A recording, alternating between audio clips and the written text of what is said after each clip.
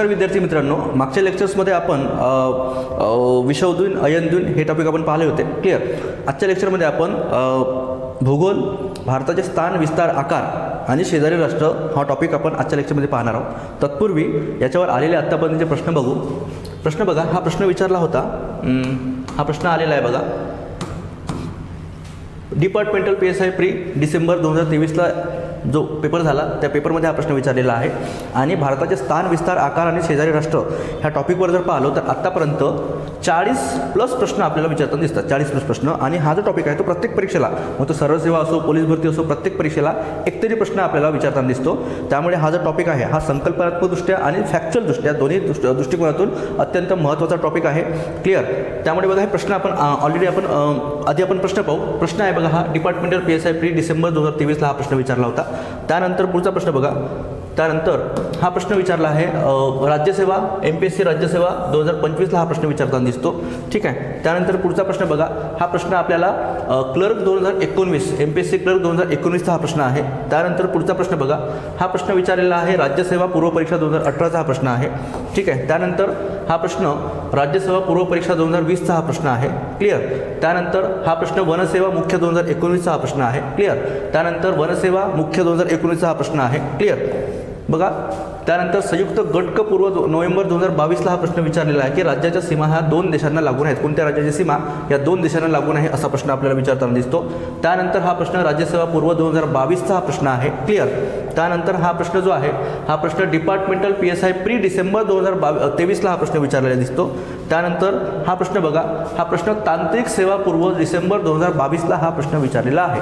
हे प्रश्न दाखवण्याचा उद्देश काय, तर ह्या टॉपिकवर कोणते आणि कशा प्रकारचे प्रश्न येत आहेत हे प्रश्न आपल्याला माहीत असणे गरजेचं आहे. आपण बघा, एक म्हणतो की स्वतः मेल्याशिवाय स्वर्ग दिसत नाही. म्हणजे त्याचप्रमाणे स्वतः आपण जोपर्यंत PYQ पाहत नाही तोपर्यंत त्याला, म्हणजे जोपर्यंत PYQचं ॲनालिसिस आपलं चांगलं नसते तोपर्यंत आपल्याला मार्क्स मिळवणे किंवा तो टॉपिक पूर्णपणे समजून घेणे थोडं अवघड होऊन बसते. म्हणून आधी PYQ आपण पाहायचे आणि त्याच्यावर जो टॉपिक आहे तो टॉपिक आधी कोणता आहे, कसा आहे, त्याच्यावर काय वाचायचं ते आपल्याला पाहावं लागेल. क्लिअर. बघा, आपण आजचा टॉपिक पाहणार आहोत भारताचे स्थान, विस्तार, आकार व शेजारी राष्ट्र. तत्पूर्वी आपण पाहणार आहोत की भारत हे जे नाव आहे, ठीक आहे, भारत हे जे नाव दिसते आपल्याला, भारत हे जे नाव आहे आपल्या देशाचं, भारत हे नाव कसं पडलं, महत्त्वाची गोष्ट. ठीक आहे. भारत हे नाव आपल्या देशाचं कसं पडलं, तर जर आपण प्राचीन काळामध्ये गेलो आणि प्राचीन काळामध्ये महत्त्वाचं म्हणजे वैदिक काळामध्ये जर गेलो, वैदिक संस्कृतीचा जर अभ्यास केला तर त्या काळामध्ये एका भरत नावाच्या टोळीचा अभ्यास केलेला दिसतो आपण. ठीक आहे. म्हणजे भरत नावाची टोळी होती वैदिक काळामध्ये, ती भरत नावाच्या टोळीवरून भारताला, बरोबर आहे, भारत असं नाव पडलेलं आहे. भरत नावाच्या टोळीवरून भारताचं नाव भारत असं पडलेलं आहे. हे गोष्ट इथे लक्षात ठेवण्यासारखी आहे. परंतु अजून काय भारताचे नावं बोलले जातात. ठीक आहे. आपण ऐकतो बघा, आपल्याला काय काय नाव ऐकायला येतात, तर हिंदुस्तान. ठीक आहे. हिंदुस्तान हे सुद्धा नाव बऱ्याच ठिकाणी लोक बोलतात. ठीक आहे. त्यानंतर एक नाव आहे आर्यवर्त. आर्यवर्त हे नाव सुद्धा बऱ्याच ठिकाणी बोललं जाते. ठीक आहे. त्यानंतर इंडिया. ठीक आहे. इंडिया हे सुद्धा नाव बऱ्याच ठिकाणी बोललं जाते. ठीक आहे. त्यानंतर ब्रह्मवर्त असे अनेक नावं भारताचे बोलले जातात. परंतु एक गोष्ट लक्षात घ्या, हे नावं नेमके आलो कुठून. ठीक आहे. भारत हे नाव मी तुम्हाला सांगितलं की वैदिक काळामध्ये भरत नावाची टोळी होती, भरत नावाचा राजा होता. त्या भरत नावाच्या टोळीवरून आपल्याला भारताचं नाव भारत असं पडलेलं दिसते. मग हिंदुस्तान हे नाव कुठून आलं, इंडिया हे नाव कुठून आलं, आर्यवर्त नाव हे कुठून आलं आणि ब्रह्मवर्त नाव कुठून आलं. ठीक आहे. तर पहिली गोष्ट इथे लक्षात घ्या, इंडिया हे जे नाव आहे, इंडिया नाव, क्लिअर आहे, तर ग्रीक भाषेमध्ये एक गोष्ट लक्षात घ्या, ग्रीक भाषेमध्ये जर विचार केला तर सिंधू नदीच्या पलीकडचा प्रदेश त्याला, बरोबर, त्याला बघा इंडस म्हटलं जातं. इंडस. सिंधू नदीला, बरोबर, सिंधू नदीला आपण प्राचीन नाव जर सिंधू नदीचं पाहिलं तर ते इंडस होतं. इंडस. ठीक आहे. तर त्या इंडसच्या पलीकडचा प्रदेश म्हणजे इंडिया. म्हणजे काय, तर सिंधू नदीवरून नाव पडलेलं दिसते आपल्याला. इंडिया नाव सिंधू नदीच्या पलीकडचा प्रदेश म्हणजेच इंडस नदी किंवा इंडस असं ओळखलं जाते, म्हणून त्याचं नाव तिथं इंडिया पडलं. आणि हिंदुस्तान नाव कुठून पडलं, हिंदुस्तान नाव, तर पर्शियन जे लोक होते किंवा पर्शियन भाषेमध्ये सिंधू नदीला, बरोबर, हिंडोसं म्हटलं जायचं. सिंधू नदीला हिंडोसं म्हटलं जातं, हिंडोसं पर्शियन भाषेमध्ये. ठीक आहे. हे ग्रीक भाषेमध्ये इंडस आणि पर्शियन भाषेमध्ये सिंधू नदीला हिंडोसं म्हटलं जातं. त्याच्यावरून हिंदुस्तान नाव आपल्या देशाचं पडलेलं दिसते. आर्यवर्त हे नाव कुठून आलं, तर आर्यवर्त नावाचा जर आपण विचार केला तर वैदिक काळामध्ये जर विचार केला, बघा, वैदिक काळाची सुरुवात आपण आर्यांच्या आगमनाने झाली असं आपण बऱ्याचदा इतिहासामध्ये वाचतो. आणि महत्त्वाचं म्हणजे विचार केला तर आर्यांची वस्ती म्हणजे आर्यवर्त असं म्हटलेलं आहे आपल्या देशाला, ठीक आहे. ब्रह्मवर्त म्हणजे ब्रह्म, क्लिअर आहे. तर ह्या गोष्टी बघा इथे लक्षात घ्या. हिंदुस्थान, आर्यवर्त, इंडिया आणि ब्रह्मवर्त हे नावं, अनेक नावं कोण ना कोणतरी म्हणजे आपण राजकीय नेत्यांकडून असेल किंवा बाकी ठिकाणी असेल असे नावं आपण ऐकताना दिसतो. परंतु एक गोष्ट लक्षात घ्या, भारताचे हे कुठलेही नावं सध्या जर विचार केला तर सध्या भारताचे फक्त आणि फक्त भारत आणि इंडिया हे दोनच नावं आहेत ज्याला वैधानिक मान्यता आहे. ज्याला वैधानिक मान्यता फक्त भारत आणि इंडिया एवढंच आहे. भारताच्या स्वातंत्र्यानंतर जेव्हा आपण भारताचं संविधान लागू केलं 26 जानेवारी 1950 पासून, बरोबर, भारताचं संविधान लागू झाल्यानंतर कलम 1 नुसार जर विचार केला, कलम 1 मध्ये काय म्हटलं आहे, India that is Bharat shall be union of India, म्हणजे इंडिया म्हणजेच भारत हा राज्यांचा संघ असेल, ठीक आहे. कलम 1 नुसार, कलम 1 नुसार लक्षात घ्या, फक्त आत्ता आपल्या देशाचे दोनच नावं आहेत, भारत, ठीक आहे, भारत आणि इंडिया हे दोनच नाव आहे. आपल्या देशाचं नाव हिंदुस्थान नाही, आपल्या देशाचं नाव आर्यवर्त आता नाही, आपल्या देशाचं नाव ब्रह्मवर्त आता नाही. फक्त आणि फक्त दोनच नावाला वैधानिक मान्यता कलम 1 नुसार आहे, ठीक आहे. तर हे झालं भारताचं नाव कसं पडलं. आता आपण पुढे जाऊ की भारताचं नेमकं स्थान बघा. भारताचं स्थान जर पाहिलं आपण तर भारताचं स्थान कुठे, उत्तर पूर्व गोलार्धात भारताचं स्थान. अजून एक गोष्ट लक्षात घ्या, भारताचे स्थान हे उत्तर पूर्व गोलार्धात आहे. उत्तर पूर्व गोलार्धात आपल्याला भारताचं स्थान दिसते. आणि भारताचा जर आपण विस्तार पाहिला, ठीक आहे, भारताचा अक्षवृत्ती आणि रेखावृत्ती जर विस्तार पाहिला, ठीक आहे, तर बघा भारताचा आधी नकाशा आपल्याला महत्त्वाचा आहे, ठीक आहे. नकाशा,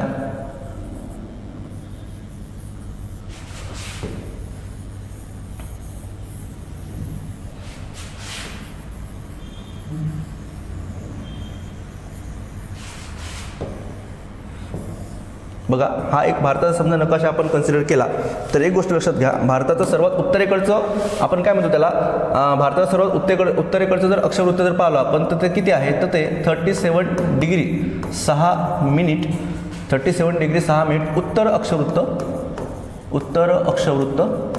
त्यानंतर आपण दक्षिणेकडे आलो तर इथे बघा, इथे दक्षिणेकडे आलो तर इथे 8 डिग्री 4 मिनिट उत्तर अक्षवृत्त हे भारताचं अति दक्षिणेकडचं अक्षवृत्त आहे, उत्तर अक्षवृत्त, क्लिअर आहे. त्यानंतर इकडे जर बघा अति पूर्वेकडचं जर आपण आलो तर अति पूर्वेकडे कोणतं रेखावृत्त भारताचं आहे, तर ते 97°25 मिनिट पूर्व रेखावृत्त. आणि अति पश्चिमेकडे आलो तर भारतामध्ये कोणतं रेखावृत्त जाते, तर 68 डिग्री पूर्व रेखावृत्त.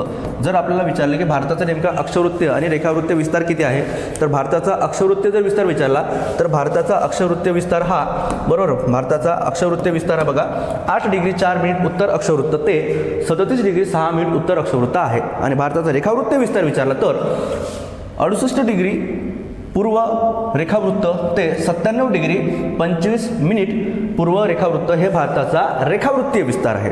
क्लिअर आहे. भारताचा अक्षवृत्तीय आणि भारताचा रेखावृत्तीय विस्तार जर यांच्यामध्ये फरक पाहिला की अक्षवृत्तीय विस्तारामध्ये आणि रेखावृत्तीय विस्तारामध्ये किती फरक आहे बघा, इथून 37 मायनस जर 8 केलो आपण तर जवळपास 29, ठीक आहे. आणि इथून 97 मायनस जर 97 मायनस 68 जर केलो तर जवळपास 29, म्हणजे भारताच्या अक्षवृत्तीय आणि रेखावृत्तीय विस्तारामध्ये किती 29 डिग्री पेक्षा जास्तचा फरक आहे, पेक्षा जास्तचा फरक आपल्याला दिसतो. हा प्रश्नसुद्धा मागे परीक्षेला विचारून झालेला आहे, ठीक आहे. भारताचा जो अक्षवृत्तीय विस्तार आहे आणि रेखावृत्तीय विस्तार आहे याच्यामध्ये नेमका फरक हा किती आहे, 29 डिग्रीपेक्षा जास्त आहे, ठीक आहे. आता भारताचा बघा जर विचार केला आपण, क्लिअर, ही पूर्व दिशा आहे, ठीक आहे, ही पूर्व दिशा झाली, ठीक आहे.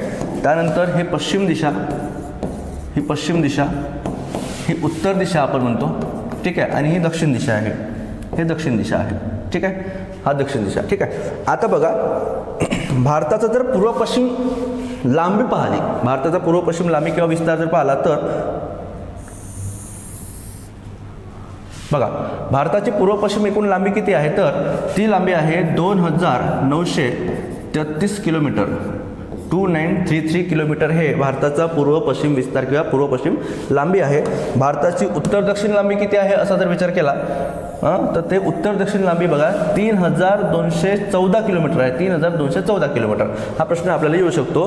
म्हणजे मी असं म्हणू शकतो की भारताचा पूर्व पश्चिम विस्तार हा उत्तर दक्षिण विस्तारापेक्षा कमी आहे, बरोबर. किंवा दुसरं वाक्य काय, दुसरं वाक्य सुद्धा सेम सारखंच असेल, काय, भारताचा उत्तर दक्षिण विस्तार हा पूर्व पश्चिम विस्तारापेक्षा जास्त आहे. ठीक आहे. वाक्याचा अर्थ बघा, दोन्ही वाक्य आपल्याला कशा प्रकारचे फिरवले जाऊ शकतात. ठीक आहे. म्हणजे काय, पूर्व पश्चिम विस्तार जर विचारला, पूर्व पश्चिम विस्तार 2933 किलोमीटर आणि उत्तर दक्षिण विस्तार 3214 किलोमीटर. म्हणजे याचं वाक्य काय तयार होतं बघा, भारताचा पूर्व पश्चिम विस्तार हा उत्तर दक्षिण विस्तारापेक्षा कमी आहे. कमी आहे म्हणजे ऑलरेडी ऑटोमॅटिकली इनडायरेक्टली उत्तर दक्षिण विस्तार हा जास्त असेल. ठीक आहे, क्लिअर. तर हे गोष्ट इथे लक्षात ठेवा, पूर्व पश्चिम विस्तार हा कमी आहे आणि उत्तर दक्षिण विस्तार हा जास्त आहे. हे गोष्ट इथे लक्षात ठेवण्यासारखी. आता बघा, एक प्रकारचा प्रश्न विचारला जो आपल्याला. ठीक आहे, तो प्रश्न कोणत्या प्रकारचा तर लक्षात घ्या, भारताचं अति उत्तरेकडचं ठिकाण कोणतं.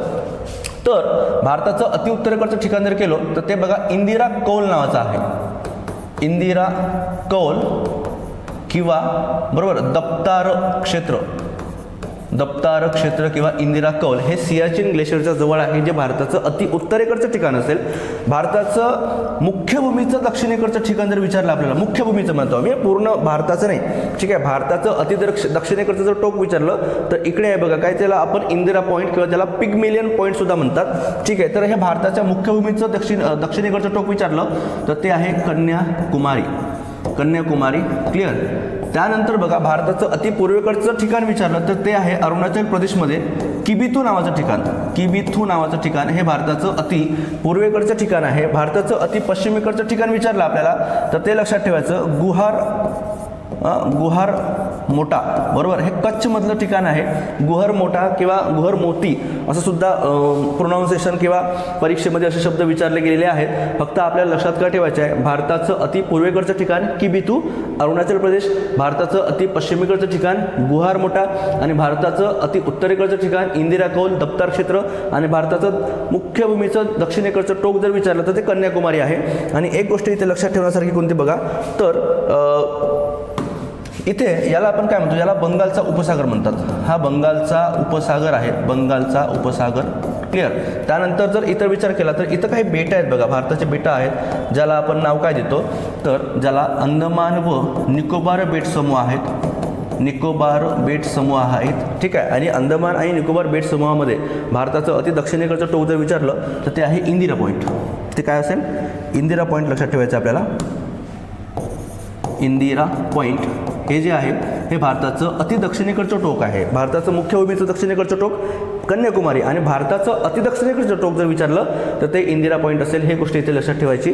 क्लिअर. आणि इकडे बघा, इकडे जर विचार केला तर इकडे अरबी समुद्र आहे, अरबी समुद्र. आणि इथे जर विचार केला इकडे बघा लक्षद्वीप बेट समूह आहे, इकडे लक्षद्वीप बेट समूह आहे, ज्याला आपण कोरल आयलंड्स म्हणतो किंवा प्रवाळ बेट आपण म्हणतो. आणि अंदमान निकोबार जर बेट पाहिला आपण त्याला प्लेट टेक्टोनिक आयलंड म्हणतात, ते आपण पुढच्या भागात पाहू. ठीक आहे. तर इथे गोष्ट एक लक्षात ठेवण्यासाठी कोणती, तर याच्यावर ऑलरेडी प्रश्न विचारून झाले आहेत, त्याच्यामुळे हा मुद्दा लक्षात ठेवण्यासारखा की भारताचं अतिपूर्वेकडचं, पश्चिमेकडचं, उत्तरेकडचं आणि दक्षिणेकडचं ठिकाणं कोणते याच्यावर प्रश्न ऑलरेडी राज्यसेवा 2025ला जो मी तुम्हाला प्रश्न दाखवला होता तो प्रश्न विचारून झालेला आहे. ठीक आहे. आता महत्त्वाचा मुद्दा बघा, भारताच्या तीनही बाजूने, म्हणजे जर आपण भारताचा विचार केला तर भारताचा हा जो भाग आहे, बरोबर, इथून एवढा जो भाग आहे हा पूर्ण भाग पाण्यामध्ये आहे. ठीक आहे. म्हणजे दक्षिणेकडचा भाग जो आहे तो पाण्यामध्ये घुसल्यासारखं दिसतो. ठीक आहे. आणि महत्त्वाचं म्हणजे इथे अरबी समुद्र आहे. ठीक आहे. त्यानंतर हा बंगालचा उपसागर आहे आणि अजून जर आपण इथे जर खाली गेलो, ठीक आहे, तर खाली हिंदी महासागर दिसतो आपल्याला. मी इकडे लिहितो बघा, हिंदी महासागर आहे, हिंदी महासागर. म्हणून भारताला काय म्हणतात तर भारत हा एक पेनिन्सुलर कंट्री आहे किंवा भारत हा एक द्वीपकल्पीय प्रदेश आहे. द्वीपकल्प म्हणजे काय तर असा प्रश्न जर कोणी केला, ठीक आहे,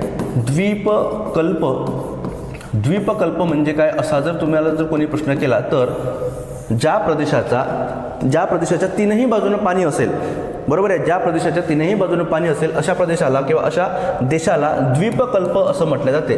भारताच्या बघा ह्या भागामध्ये बंगालचा उपसागर आहे. ठीक आहे. या भागामध्ये जर आपण पाहिलो तर अरबी समुद्र दिसतो आपल्याला आणि दक्षिणेकडे गेलो तर हिंदी महासागर आहे. ठीक आहे मुद्दा. जर भारताच्या चारही बाजूने पाणी असतं ज्याला आपण बेट म्हटलं असतं, ज्याला आपण म्हणतो बेट समूह म्हणतो. ठीक आहे. भारताच्या तीनही बाजूने पाणी असल्यामुळे भारत हा एक द्वीपकल्पीय प्रदेश आहे, द्वीपकल्पीय देश आहे असं आपण त्याला म्हणू शकतो. क्लिअर मुद्दा. तर एवढ्या गोष्टी आपल्याला इथे लक्षात ठेवायच्या आहेत. जे भारताच्या अक्षवृत्ती आणि रेखावृत्तीय विस्तार असेल किंवा भारताचं अतिपूर्वेकडचं, पश्चिमेकडचं, उत्तरेकडचं आणि दक्षिणेकडचं टोक असेल किंवा भारताचं पूर्व पश्चिम विस्तार असेल, जे की लांबीमध्ये आपण 2933 किलोमीटर पूर्व पश्चिम लांबी म्हणतो आणि उत्तर दक्षिण लांबी 3214 किलोमीटर, ह्या गोष्टी आपल्याला इथे लक्षात ठेवायच्या आहेत. क्लिअर? पुढे चालू आपण. आता बघा महत्त्वाचं, हे झालं भारताचा अक्षवृत्ती आणि रेखावृत्ती विस्तार. त्यानंतर महत्त्वाचं बघा, त्यानंतर जर आपण विचार केला की भारताचे शेजारी राष्ट्र, भारताचे शेजारी राष्ट्र जर आपण पाहिले, भारताचे शेजारी राष्ट्र जर आपण पाहिले तर बघा, भारताचे शेजारी राष्ट्र जर आपण पाहतो म्हटलं तर भारताला एकूण 7 देशाच्या सीमा लागतात. भारताला एकूण 7 देशाच्या सीमा लागतात दिसतात आपल्याला. ठीक आहे, भारताला एकूण 7 देशाच्या आंतरराष्ट्रीय सीमा लागतात. मग ते कोणते कोणते देश आहेत तर देश बघा, ते पाकिस्तान आहे, पाकिस्तान. ठीक आहे, त्यानंतर अफगाणिस्तान आहे, त्यानंतर नेपाळ आहे, त्यानंतर भूटान दिसतो आपल्याला, त्यानंतर म्यानमार आहे, त्यानंतर चीन नावाचा देश आहे आणि बांगलादेश नावाचा देश आहे. ठीक आहे, एकूण 7 देशाच्या आंतरराष्ट्रीय सीमा आपल्या देशाला भिडलेल्या आहेत. आणि जर प्रश्न विचारला की सर्वात जास्त कोणत्या देशाची सीमा आपल्या देशाला लागलेली आहे तर त्या देशाचं नाव बांगलादेश असं लक्षात ठेवा, बांगलादेश. ठीक आहे, म्हणजे बांगलादेशची किती सीमा आपल्या देशाला लागलेली आहे तर ती आहे बघा 4096 किलोमीटर. बरोबर, 4096 किलोमीटर ही सीमा आपल्या देशाला लागलेली आहे. आणि एक गोष्ट इथे लक्षात ठेवा, हा जो बांगलादेश नावाचा जो देश दिसतो तो आधी पाकिस्तान होता, त्याचं नाव म्हणजे ज्याला आपण काय ईस्ट पाकिस्तान होता, हा ईस्ट पाकिस्तान, हा आधी ईस्ट पाकिस्तान होता. नंतर 1971 ठीक आहे भारत पाकिस्तान युद्ध, ठीक आहे, या भारत पाकिस्तान युद्धानंतर बांगलादेशची निर्मिती होते, बांगलादेशचं स्वातंत्र्य युद्ध होत होते आणि 1971 बांगलादेश ह्या नवीन देशाची निर्मिती होते. बरोबर आहे, त्याच्यामुळे बांगलादेशची सर्वाधिक सीमा आपल्या देशाला लागलेली आहे आणि त्या सीमेचं नाव विचारतात तुम्हाला, ती सीमा रॅडिक्लिफ रेषा म्हणून ओळखली जाते, रॅडिक्लिफ रेषा. बरोबर, आणि पाकिस्तानची सीमा जर विचार केला आपण तर पाकिस्तानच्या सीमारेषेला सुद्धा आपण रॅडिक्लिफ रेषाच म्हणतो, आपण रॅडिक्लिफ रेषा. ठीक आहे, त्यानंतर चीनची सीमा जर पाहिली आपण 3488 किलोमीटर, ह्या सीमारेषेला आपण मॅकमोहन रेषा व जॉन्सन रेषा म्हणतात, मॅकमोहन रेषा व जॉन्सन रेषा असं आपण म्हणतो. बरोबर, त्यानंतर नेपाळ बघा, नेपाळ आहे, म्यानमार आहे, भूटान आहे, अफगाणिस्तान. सर्वात कमी जी सीमा आहे ती अफगाणिस्तानला लागलेली आहे. बरोबर आहे, 106 किलोमीटर. आणि हे लक्षात कसं ठेवायचं, आपल्याला प्रश्न काय येतो की भारताला कोणत्या कोणत्या देशांची सीमा लागलेली आहे असा प्रश्न जर विचारला तर इथे एक ट्रिक लक्षात ठेवा. काय तर ट्रिक बघा, लिहितो मी इकडे. ट्रिक आहे ते बचपन MBA, बचपन MBA म्हणजे लहानपणी आपल्याला MBA करण्याचं स्वप्न होतं असं काहीतरी लक्षात ठेवायचं. आणि बचपन MBA पासून आपल्याला भारताच्या ज्या 7 देशाच्या सीमा लागलेल्या आहेत, जर एकूण विचारलं की एकूण किती किलोमीटरची सीमा लागली आहे तर एकूण बघा 15,200 किलोमीटर सीमा हे आपल्या देशाला लागलेली आहे. 15,200 किलोमीटर जर आपण याची बेरीज करतो म्हटलं तर बघा, बचपन MBA बी पासून लक्षात ठेवायचं बांगलादेश, च पासून चायना, प पासून पाकिस्तान, न पासून नेपाळ, M पासून म्यानमार लक्षात ठेवा, B पासून भूटान लक्षात ठेवा आणि A पासून अफगाणिस्तान लक्षात ठेवा. ठीक आहे, तर ही आंतरराष्ट्रीय सीमा लक्षात ठेवायची ट्रिक आहे. ठीक आहे, त्यानंतर बघा जर आपण अजून पुढे गेलो ना तर महत्त्वाचा मुद्दा बघा, हा जो भारताचा भाग दिसतो ज्याला आपण काय म्हणतो तर नॉर्थ ईस्ट इंडिया.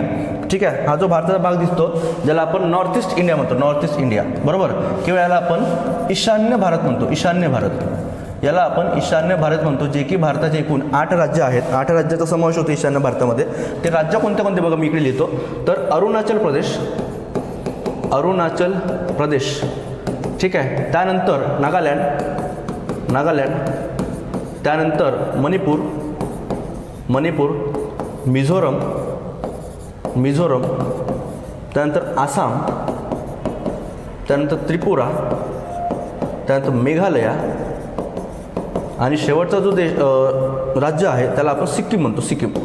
एक गोष्ट लक्षात घ्या, हे जे राज्य आहेत 1 2 3 4 5 6 7 8, ठीक आहे, याला आपण काय म्हणतो, याला आपण ईशान्येकडचा भारत म्हणतो, ईशान्य भारत असं आपण म्हणतो. क्लिअर आहे. आणि महत्त्वाची गोष्ट इथे अजून एक लक्षात ठेवण्यासारखी, हे जे राज्य दिसतात अरुणाचल प्रदेश, नागालँड, मणिपूर, मिझोरम, आसाम, त्रिपुरा, मेघालय, याला 7 सिस्टर्स म्हणतात, 7 सिस्टर्स, 7 बहिणी किंवा 7 सिस्टर्स असं म्हणतात, 7 सिस्टर्स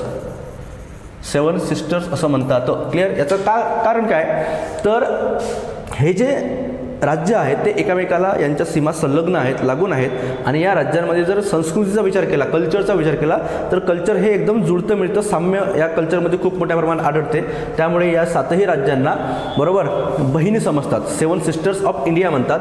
आणि सिक्कीम जो आहे ना, सिक्कीम बरोबर तो ईशान्य भारताचा भाग आहे, तो ईशान्य भारताचा भाग आहे बरोबर आहे. परंतु याला काय म्हणतात, 7 बहिणीचा भाऊ म्हणतात. सिक्कीमला 7 बहिणीचा भाऊ असं म्हटलं जाते का, त्याचं कारण बघा.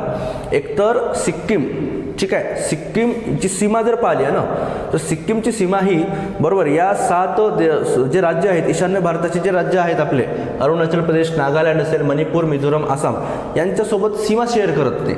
क्लिअर मुद्दा. परंतु कल्चर यांचं सारखं असल्यामुळे ठीक आहे, इथं लक्षात घ्या, सिक्कीमला 7 बहिणीचा भाऊ म्हणतात आणि ह्या 7 राज्यांना 7 बहिणी असं संबोधलं जाते बरोबर. परंतु इथे महत्त्वाचा मुद्दा तुम्हाला सांगायचा काय होतं मला बघा, इथे एक महत्त्वाचा एक 22 किलोमीटरचा एक रस्ता आहे ठीक आहे. कुठे, पश्चिम बंगालमध्ये 22 किलोमीटरचा रस्ता बरोबर. हा रस्ता जो आहे तो आपल्याला मुख्य भारताला म्हणजे मेनलँड इंडियाला नॉर्थ ईस्ट इंडियासोबत जोडण्याचं काम करतो. आणि भारताचं त्याला आपण काय म्हणतो, त्याला आपण सिलिगुडी कॉरिडॉर म्हणतात किंवा त्यालाच चिकन नेक कॉरिडॉर असं सुद्धा म्हटलं जाते बरोबर. त्याला एक तर सिलिगुडी कॉरिडॉर सुद्धा म्हणतात आणि त्याला चिकन नेक कॉरिडॉर म्हणतात. हा जो भाग आहे तो सिक्युरिटीच्या दृष्टिकोनातून, सुरक्षेच्या दृष्टिकोनातून वल्नरेबल आहे भारतासाठी. म्हणजे बघा, समजा भारताचं जर 3 फ्रंट वॉर झालं, 3 फ्रंट बरोबर आहे, म्हणजे तिन्ही बाजूनं जर भारतासोबत जर युद्ध जर झालं बरोबर आहे, जर हायपोथेटिकल सिच्युएशन जर आपण जर कन्सिडर केलं तर समजा हा जर भाग कटला ना ठीक आहे, हा 22 किलोमीटरचा जो रस्ता आहे तो जर भाग कटला तर पूर्ण नॉर्थ ईस्ट इंडिया किंवा पूर्ण ईशान्य भारत हा भारतापासून वेगळा होईल. म्हणून हा भारताचा वल्नरेबल एरिया किंवा असुरक्षित भाग म्हणून आपण ओळखतो याला ठीक आहे. आणि भारताची सुरक्षा सुद्धा या ठिकाणी मिलिटरी असेल ठीक आहे, आर्मी असेल ठीक आहे, हे सगळे लोक सर्वात जास्त इथं इंडियाचे मिलिटरी बेस सुद्धा याच ठिकाणी आहेत. त्याला आपण सिलिगुडी कॉरिडॉर असं म्हणतो आणि मोठ्या मिलिटरी एक्झरसाइज सुद्धा या ठिकाणी होत असतात. क्लिअर मुद्दा. तर हे आपल्याला इथं लक्षात ठेवायचं आहे. चिकन नेक कॉरिडॉर किंवा त्याला आपण सिलिगुडी कॉरिडॉर असं आपण म्हणतो. क्लिअर. त्यानंतर बघा पुढे जर आपण गेलो तर महत्त्वाचा मुद्दा, पुढे जर गेलो तर बघा आता याच्यावर प्रश्न कसे येतात ठीक आहे. तुम्हाला प्रश्न जर विचारले की बघा, तुम्हाला जर प्रश्न विचारले की भारताचे शेजारी राष्ट्रासोबत प्रश्न कशा प्रकारचे येतात ठीक आहे, जर तुम्हाला प्रश्न जर अशा प्रकारचे आले तर एक गोष्ट इथे काय लक्षात ठेवायचे, असे बरेच प्रश्न भूगोलामध्ये दिसतात जे आपल्याला कशा प्रकारचे विचारतात की नेपाळ देशासोबत भारताच्या किती राज्याच्या सीमा लागतात ठीक आहे, किंवा अफगाणिस्तानसोबत भारताच्या किती राज्याच्या सीमा लागतात, पाकिस्तानसोबत भारताच्या कोणत्या राज्याच्या सीमा लागतात, किंवा म्यानमारसोबत भारताच्या कोणत्या राज्याच्या सीमा लागतात. म्हणजे हे तुम्हाला अशा पद्धतीने अभ्यास करायचा. म्हणजे हा जो टॉपिक आहे तो अभ्यास करताना तुम्हाला मॅपसोबत ठेवून कोणते कोणते राज्य म्यानमार या देशाला लागून आहेत. मागे पोलीस भरतीसारख्या परीक्षेला सुद्धा असा प्रश्न विचारला होता आणि तो प्रश्न MPSCचा ऑलरेडी कॉपी झालेला प्रश्न होता की अरुणाचल प्रदेश, नागालँड, मणिपूर, मिझोरम ठीक आहे, हे जे राज्य आहेत म्हणजे म्यानमारला लागून असलेले भारतीय राज्यांचा उत्तर दक्षिण योग्य क्रम लावा असा प्रश्न विचारला होता बरोबर आहे. म्हणून मॅप किती महत्त्वाचा आहे बघा ठीक आहे. म्हणजे तुम्हाला काय तर 2 देशांना सीमा लागलेले राज्य कोणते, असा कुठल्याही प्रकारचा कसाही प्रकारचा प्रश्न फिरून विचारला जाऊ शकतो. त्यामुळे आपण नोट्समध्ये सगळ्या गोष्टी क्लिअरली लिहून दिलेल्या आहेत बरोबर. आता मॅप तुम्ही स्वतः अभ्यास केला पाहिजे, कारण बघा स्वतः मेल्याशिवाय स्वर्ग दिसत नाही म्हणतो. म्हणजे PYQ तुम्हालाच पाहावं लागतील ठीक आहे. ज्याला अभ्यास करायचा त्याला स्वतःला पाहावं लागेल ठीक आहे. म्हणजे स्वतः जर पाहाल तर तुम्हाला चांगली अंडरस्टँडिंग होईल आणि तुम्हाला एक मेमोराईज होईल, ते व्हिज्युअलायझेशन मेमोराईज चांगलं होईल आणि परीक्षेमध्ये ते कामात येईल आपल्याला ठीक आहे. तर आज कोणते कोणते मुद्दे पाहिला आपण बघा. तर महत्त्वाचं म्हणजे आज हलकं फुलकं असं लेक्चर होतं आणि त्याच्यामध्ये आपण काय काय पाहिलं बघा. त्याच्यामध्ये आपण खास करून भारताचं स्थान, विस्तार, आकार आणि शेजारी राष्ट्र, आणि याच्यामध्ये तुम्हाला हे लक्षात ठेवायचं आहे काय तर बघा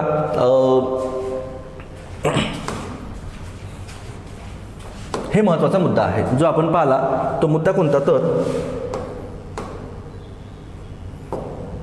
महत्त्वाचं म्हणजे हा भाग तुम्हाला लक्षात ठेवायचा आहे. क्लिअर. आता प्रश्नाकडे वळूया आपण. प्रश्न पाहू शेवटचे. त्यानंतर बघा आता जे आपण लेक्चर घेतलं की भारताचे स्थान, विस्तार, आकार आणि शेजारी राष्ट्र, त्याच्यावर जे प्रश्न आपण सुरुवातीला दाखवले त्याचे उत्तर पाहण्याचा प्रयत्न करू. क्लिअर. आन्सर पाहण्याचा प्रयत्न करू. पहिला प्रश्न विचारला आपल्याला, भारताच्या स्थानाविषयी खालील विधानांचा विचार करा. डिपार्टमेंटल PSI प्री डिसेंबर 2023चा हा प्रश्न आहे. ह्या प्रश्नामध्ये काय विचारलं आहे बघा. काय म्हटलं आहे तर पूर्व आणि पश्चिम आशियाच्या दरम्यान भारताला मध्यवर्ती स्थान लाभलेले आहे. तर हे वाक्य एकदम करेक्ट आहे. क्लिअर. म्हणजे इथं बघा, इथे A दिसतो आपल्याला, इथं अ दिसतो आपल्याला, इथं सुद्धा अ आहे आणि इथे सुद्धा अ आहे. क्लिअर. त्यानंतर दुसरं स्टेटमेंट दिलं आहे, भारताचा जगाशी असलेल्या सागरी संपर्काचा इतिहास हा भूभागावरील सहसंबंधापेक्षा जुना आहे. तर हे वाक्य पूर्णपणे चुकीचं आहे मित्रांनो. ठीक आहे. त्यामुळे ब जिथं जिथं दिसते त्याला कट करावा पर्याय, हा एक पर्याय कट होतो इथे आणि ब इथे असल्यामुळे हा सुद्धा पर्याय कट होतो. आता फक्त ऑप्शन 1 आणि ऑप्शन 2 उरलेला आहे. क्लिअर. मग आपल्याला क आणि ड पाहायचं आहे. तर इथे एक गोष्ट लक्षात घ्या, हिंदी महासागरावर भारता इतका लांब समुद्रकिनारा इतर कोणत्याही देशाला लाभला नाही. तर हे वाक्य एकदम करेक्ट आहे. भारताला जर एकूण समुद्रकिनारा जर आपण पाहिलो तर एकूण समुद्रकिनारा हा सध्याच्या म्हणजे आता अपडेट झाला आहे, अपडेट झाला आहे 2025ला. सध्या आपल्याला 11,098 किलोमीटरचा समुद्रकिनारा भारताला लाभलेला आहे. क्लिअर मुद्दा. तर हे गोष्ट लक्षात ठेवा. म्हणजे हे वाक्य करेक्ट असेल, म्हणजे याचं करेक्ट उत्तर हे ऑप्शन 2 हे याचं करेक्ट उत्तर असेल. आणि हा प्रश्न विचारला होता डिपार्टमेंटल PSI प्री डिसेंबर 2023ला प्रश्न आहे. पुढचा प्रश्न बघा. पुढचा प्रश्न हा विचारला आहे, खालीलपैकी कोणते विधान चुकीचे आहे? चुकीचे विधान ओळखायचे आपल्याला. आणि हा प्रश्न रिसेंटली झालेली जी राज्यसेवा आहे 2025ची, त्या 25च्या राज्यसेवेमध्ये हा प्रश्न आहे. बघा आता हा जो प्रश्न आहे, हा प्रश्नाचं डायरेक्टली फॅक्च्युअल गोष्ट आहे. ठीक आहे. भारताच्या मुख्य भूमीचे उत्तरेकडचे टोक लडाखमधील दप्तर किंवा इंदिरा कौल असं आपण सांगितलं होतं. इंदिरा कौल नावाचं ठिकाण. ठीक आहे. तर हे वाक्य एकदम करेक्ट आहे. बरोबर. त्यानंतर भारताच्या मुख्य भूमीचे दक्षिणेकडचे टोक तामिळनाडूमधील कन्याकुमारी, हे सुद्धा वाक्य बरोबर आहे. बरोबर. भारताच्या मुख्य भूमीचं जर टोक म्हटलं तर तामिळनाडूमधलं कन्याकुमारी आहे. आणि भारताचं अतिदक्षिणेकडचं टोक म्हटलं, क्लिअर, भारताचं अति दक्षिणेकडचं जर टोक म्हटलं तर त्याचं नाव इंदिरा पॉईंट आहे. बघा इंदिरा पॉईंट, जे अंदमान आणि निकोबार बेटांमध्ये आहे. क्लिअर. हे लक्षात ठेवा. हे वाक्यसुद्धा एकदम करेक्ट आहे. तिसरं वाक्य बघा, भारताचा मुख्य भूमीचे पूर्वेकडचे टोक आसाममधील किबितू आहे. हे वाक्य चुकीचं आहे. आसाममध्ये नाही तर अरुणाचल प्रदेशमध्ये येणारं हे ठिकाण आहे. अरुणाचल प्रदेशमधलं किबितू हे भारताचं पूर्वेकडचं टोक आहे. क्लिअर. हे वाक्य चुकीचं आहे. भारताच्या मुख्य भूमीचे पश्चिमेकडचे टोक गुजरातमधील गुहार मोताहे आहे. हे वाक्य एकदम करेक्ट आहे. म्हणून याचं करेक्ट उत्तर हे ऑप्शन 3 असेल. हे ऑप्शन 3 चुकीचं आहे. क्लिअर. त्यानंतर पुढचा प्रश्न बघा. पुढचा प्रश्न विचारलेला आहे आपल्याला, खाली नमूद देशांचा त्यांच्या असलेल्या क्षेत्रफळानुसार उतरता क्रम लावा. हे आपण उद्याच्या लेक्चरमध्ये भारताचं जेव्हा आपण राजकीय भूगोल पाहू त्या लेक्चरमध्ये याचे उत्तर तुम्हाला किंवा हा टॉपिक तुम्हाला मिळेल. बरोबर. आणि तात्पुरता जर याचं जर उत्तर पाहिजे असेल, क्लिअर, तर याची ट्रिक आहे बघा. क्षेत्रफळानुसार ट्रिक काय आपण सांगतो तर त्याची ट्रिक आहे रुख चीन अब आ भारत. रुख चीन अब आ भारत म्हणजे क्षेत्रफळानुसार पहिले 7 देश जर तुम्हाला लक्षात ठेवायचं असेल तर हे 7 देश कोणते कोणते असेल? रू पासून रशिया लक्षात ठेवा, रशिया. ठीक आहे. क पासून कॅनडा लक्षात ठेवायचा, चीन हा 3ऱ्या क्रमांकाचा देश आहे. अ पासून अमेरिका लक्षात ठेवा. ठीक आहे. त्यानंतर ब्राझील लक्षात ठेवा, ब्राझील. त्यानंतर ऑस्ट्रेलिया लक्षात ठेवा, ऑस्ट्रेलिया लक्षात ठेवा. आणि शेवटी 7व्या क्रमांकाचा जो क्षेत्रफळाच्या नुसार देश आहे तो आपला भारत देश. क्लिअर मुद्दा. आपल्याला प्रश्न काय विचारला, खाली नमूद देशांचा त्यांच्या असलेल्या क्षेत्रफळानुसार उतरता क्रम लावायचा आहे. उतरता क्रम. क्लिअर आहे. मग यामध्ये ब्राझील, ऑस्ट्रेलिया, भारत आणि अर्जेंटिना. क्लिअर. म्हणजे पहिला देश कोणता असेल बघा इथे, ब्राझील. ऑस्ट्रेलियामध्ये सर्वात पहिल्यांदा यामध्ये कोणतं येईल तर ब्राझील सर्वात पहिल्यांदा. ऑप्शन अ पाहिजे आपल्याला. ऑप्शन अ पासून कुठे दिसतो आपल्याला, म्हणजे हे ऑप्शन 3 येणार नाही, ऑप्शन 2 येणार नाही. त्यानंतर ऑस्ट्रेलियाचा नंबर लागतो म्हणजे अ, ब आणि क हे अ, ब, क, ड हे ऑप्शन करेक्ट असतील. क्लिअर मुद्दा. म्हणजे अ, ब, क, ड हे कुठे दिसतो आपल्याला तर अ, ब, क, ड हे ऑप्शन क्रमांक ए मध्ये दिसतात. क्लिअर आहे. तर याचं उत्तर हे ऑप्शन ए असेल. क्लिअर. क्लर्क 2019ला हा प्रश्न विचारला होता. त्यानंतर पुढचा प्रश्न बघा. राज्यसेवा पूर्व 2018ला प्रश्न विचारला की पृथ्वी 24 तासामध्ये 360 डिग्री रेखावृत्त फिरते. हे वाक्य एकदम करेक्ट आहे. क्लिअर मुद्दा. हे आपण आधीच्या लेक्चर्समध्ये हे जे टॉपिक आहेत हे टॉपिक आपण कव्हर केलेले होते. क्लिअर. पृथ्वी 24 तासामध्ये 360 डिग्री स्वतःभोवती फिरते. आणि त्याच्यानंतर काय विचारलं आहे, प्रत्येक रेखावृत्त ओलांडण्यास पृथ्वीला 4 मिनिटाचा कालावधी लागतो. 4 मिनिटाचा कालावधी लागतो. हे सुद्धा वाक्य एकदम करेक्ट आहे. क्लिअर मुद्दा. त्याच्यामुळे हे दोन्ही वाक्य बरोबर आहे. म्हणून याचं योग्य उत्तर हे ऑप्शन ए हे याचं योग्य उत्तर असेल. क्लिअर. त्यानंतर पुढचा प्रश्न बघा. पुढचा प्रश्न दिलेला आहे आपल्याला, जर भारतामध्ये प्रमाण वेळ दुपारचे 12 वाजले असतील, भारतामध्ये दुपारचे 12 वाजले असतील तर त्याच वेळी अनुक्रमे ग्रीनिच व आंतरराष्ट्रीय वाररेषा या रेखावृत्तावर वेळ काय असेल असा राज्यसेवा पूर्व 2020ला असा प्रश्न विचारला दिसतो. आपण आधीच्या लेक्चर्समध्ये भारतीय प्रमाण वेळ आणि आंतरराष्ट्रीय वाररेषा हे डिटेलमध्ये घेतलं होते. तुम्ही ते जुने लेक्चर पाहू शकता, यूट्यूबवर आपल्या अवेलेबल आहेत. क्लिअर. आता इथे बघा, इथे सिम्पल काय लक्षात ठेवायचं आहे आपल्याला, भारतामध्ये जर 12 वाजले असतील, आपल्याला माहिती आहे समजा ब्रिटनच्या किंवा इंग्लंडच्या आपण 5.5 तास पुढे आहोत. 5.5 तास पुढे आपण कसं काढतो की भारतामध्ये कोणत्या रेखावृत्तावरून भारताची प्रमाणवेळ ठरवली जाते जर विचारलं आपल्याला तर ते किती आहे तर 82.5 डिग्री पूर्व रेखावृत्तावर आपण भारताची प्रमाणवेळ ठरवत असतो. बरोबर आहे. म्हणजे काय तर ब्रिटन किंवा ग्रीनिच रेषा आणि भारत याच्यामध्ये 5.5 तासाचा फरक आहे. म्हणजे 5.5 तास आपल्याला मागे जावे लागेल. ठीक आहे. इथे जर दुपारचे 12 वाजले असते तर 5.5 तास जर आपण मागे गेलो बरोबर आहे तर 5.5 तास मागे गेलो तर सकाळचे 6:30 वाजले. सकाळचे 6:30 आणि आपल्याला एक गोष्ट माहीत आहे की आंतरराष्ट्रीय वार रेषा आणि 0 डिग्री मूळ रेखावृत्त ह्या दरम्यान एकूण 12 तासाचा फरक आहे. बरोबर. म्हणजे आपण बघा अशा प्रकारची एक डायग्राम काढली होती. ठीक आहे. आणि याला आपण काय नाव दिलं याला मूळ रेखावृत्त असं म्हटलं. मूळ रेखावृत्त. ठीक आहे. आणि त्याच्यानंतर अशा प्रकारचे आपण अर्धवर्तुळे आपण काढले होते. म्हणजे इकडे 12 तासाचा फरक आहे आणि इकडे 12 तासाचा फरक म्हणजे एकूण 24 तास. पृथ्वीला स्वतःभोवती म्हणजे 360 डिग्री फिरायला 24 तास लागते म्हणतो. बरोबर आहे. म्हणजे 12 तास एक्झॅक्टली 12 तास एक्झॅक्टली बघा 12 तास इथे 180 डिग्री रेखावृत्तावर आंतरराष्ट्रीय वार रेषा गेलेली आहे. बरोबर आहे. म्हणजे याचं करेक्ट उत्तर ऑप्शन ए असेल. म्हणजे सकाळी 6:30 वाजता. ठीक आहे. ग्रीनिचवर सकाळचे 6:30 वाजले असतील आणि आंतरराष्ट्रीय वार रेषेवर सायंकाळचे 6:30 वाजले असतील. हे ऑप्शन ए किंवा ऑप्शन एक याचं करेक्ट उत्तर असेल. त्यानंतर पुढचा प्रश्न बघा. पुढचा प्रश्न विचारला आहे वनसेवा मुख्य 2019. हा प्रश्न ऑलरेडी आपण खूपदा सांगितलेला आहे. ठीक आहे. जुन्या लेक्चर्समध्ये तुम्ही पाहू शकता. भारतीय प्रमाणवेळ निश्चित करणारा रेखावृत्त कोणता असा प्रश्न विचारलेला आहे. क्लिअर. इथे बघा 80° 30 पूर्व हे ऑप्शन चुकीचं आहे. इथं 82 डिग्री बरोबर 82 डिग्री 30 मिनिट पूर्व बरोबर. आता हे बघा इथे तुम्हाला एक 2 ऑप्शन इथे करेक्ट म्हणजे कोणते दिसतात. इथं बघा 82° 15 मिनिट पश्चिम हे सुद्धा चुकीचं आहे.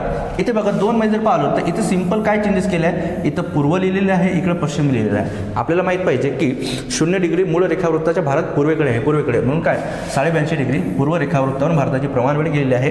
हे इथे लक्षात ठेवावं लागेल. त्यानंतर पुढचा प्रश्न बघा. हा प्रश्न विचारला आहे वनसेवा मुख्य 2019 की खालील राज्यांचे उतरत्या क्षेत्रफळानुसार मांडणी करून योग्य क्रमवारीची निवड करा असा प्रकारचा प्रश्न आहे. हा प्रश्न सुद्धा आपण उद्याच्या लेक्चर्समध्ये कव्हर करणार आहोत. भारताचा राजकीय भूगोल. इथे तुम्हाला उत्तर सांगतो बघा. क्षेत्रफळाच्या दृष्टीने सर्वात मोठं राज्य कोणतं तर क्षेत्रफळाच्या दृष्टीने सर्वात मोठं राज्य हे राजस्थान आहे. राजस्थान. ठीक आहे. त्यानंतर मध्य प्रदेशचा नंबर लागतो. त्यानंतर महाराष्ट्राचा नंबर लागतो. क्लिअर. त्यानंतर नंबर 3 महाराष्ट्र आहे आणि चौथा उत्तर प्रदेशचा नंबर लागतो. क्लिअर. म्हणजे ऑप्शन काय पाहिजे आपल्याला ब क ड अ. कुठे येते ब क ड अ. ब क ड अ. इथे थोडं ऑप्शन गडबड झाली आहे बघा. इथे थोडंसं टायपिंग मिस्टेक आहे. ठीक आहे. परंतु इथे लक्षात ठेवा याचं योग्य उत्तर हे ब ड क आणि अ हे याचं योग्य उत्तर असेल. ब ड क अ. बरोबर. इथे आहे ऑप्शन दुसरा हे योग्य उत्तर असेल. क्लिअर. त्यानंतर पुढचा प्रश्न बघा. पुढचा प्रश्न आहे संयुक्त गटकपूर्व नोव्हेंबर 2022चा प्रश्न आहे. आता इथे विचारल्या खालीलपैकी कोणत्या राज्याच्या सीमा या 2 देशांना लागून आहे. तुम्हाला काय म्हटलं मी की आपल्याला भूगोलचा अभ्यास करताना मॅप आपल्यासोबत पाहिजे. राजकीय भूगोल आणि प्राकृतिक भूगोल हे आपल्याला अभ्यास करताना मॅप आपल्यासोबतच पाहिजे. ठीक आहे. मग इथे प्रश्न काय विचारला की 2 देशांना सीमा लागून असलेले राज्य कोणते. ठीक आहे. मग इथे त्रिपुरा जर पाहिलं तर त्रिपुराची सीमा फक्त बांगलादेशला लागून आहे. बांगलादेशला लागून आहे. ठीक आहे. त्यानंतर मणिपूर आणि नागालँड हे दोन्ही जर राज्य पाहिले तर हे फक्त यांची सीमा म्यानमार देशाला लागून आहे. म्यानमार. ठीक आहे. अरुणाचल प्रदेश त्यानंतर नागालँड मणिपूर आणि मिझोरम. क्लिअर मुद्दा. मणिपूर हे 3 जे राज्य आहेत त्यांची सीमा हे म्यानमारला लागेल आहे. परंतु मिझोरम जर राज्य पाहिलं तर मिझोरमची सीमा हे बांगलादेशला आहे. बांगलादेश प्लस म्यानमार ह्या 2 देशाला लागून असलेली सीमा आहे. ठीक आहे. तर हे तुम्हाला लक्षात ठेवावं लागेल. क्लिअर. त्यानंतर पुढचा प्रश्न बघा. पुढचा प्रश्न विचारला आपल्याला राज्यसेवा पूर्व 2022चा प्रश्न आहे. पृथ्वीच्या परिवलनामुळे प्रत्येक रेखावृत्त स्थानिक वेळेत भिन्न असते. हे एकदम करेक्ट विधान आहे. त्यानंतर दुसरं विधान विचारलं आहे स्थानिक वेळेतील विसंगती दूर करण्यासाठी प्रमाणवेळ पद्धतीचा वापर केला जातो. हे ऑलरेडी आपण ते स्थानिक वेळ प्रमाणवेळ आणि आंतरराष्ट्रीय वार रेषेमध्ये क्लिअर केलं होतं. म्हणजे दोन्ही वाक्य एकदम करेक्ट आहे. ऑप्शन क्रमांक ए बरोबर याचा. ठीक आहे. त्यानंतर पुढचा प्रश्न बघा. डिपार्टमेंटल PSI प्री डिसेंबर 2023 आत्ताच झालेल्या लेक्चरवरून बघा आपण काय सांगितलं भारताचा अक्षवृत्तीय आणि रेखावृत्त विस्तार किती आहे किंवा किती डिग्रीचा फरक आहे तर 29 डिग्रीपेक्षा जास्त हा फरक आपल्याला दिसतो. क्लिअर. त्यानंतर पुढचा प्रश्न शेवटचा प्रश्न बघा. आजच्या लेक्चरचा शेवटचा प्रश्न भारताच्या शेजारी राष्ट्रांची संख्या किती आहे तर याचं योग्य उत्तर हे ऑप्शन ए 7 देश भारताच्या सीमेला लागलेले आहेत. आणि आपण ट्रिक सुद्धा सांगितली होती. कोणती ट्रिक तर 55 MBA 55 MBA असं आपण सांगितलं होतं. बी म्हणजे बांगलादेश आणि सर्वात कमी सीमा आहे अफगाणिस्तानची लागलेली आहे. तर हे आजचं लेक्चर आपलं भारताचा स्थान विस्तार आकार ह्या टॉपिकवर आजचं लेक्चर होतं. आय होप तुम्हाला पूर्ण टॉपिक समजला असेल आणि एक प्रकारची अभ्यासाची नवी दिशा मिळाली असेल असं मी अपेक्षा करतो. थँक्यू.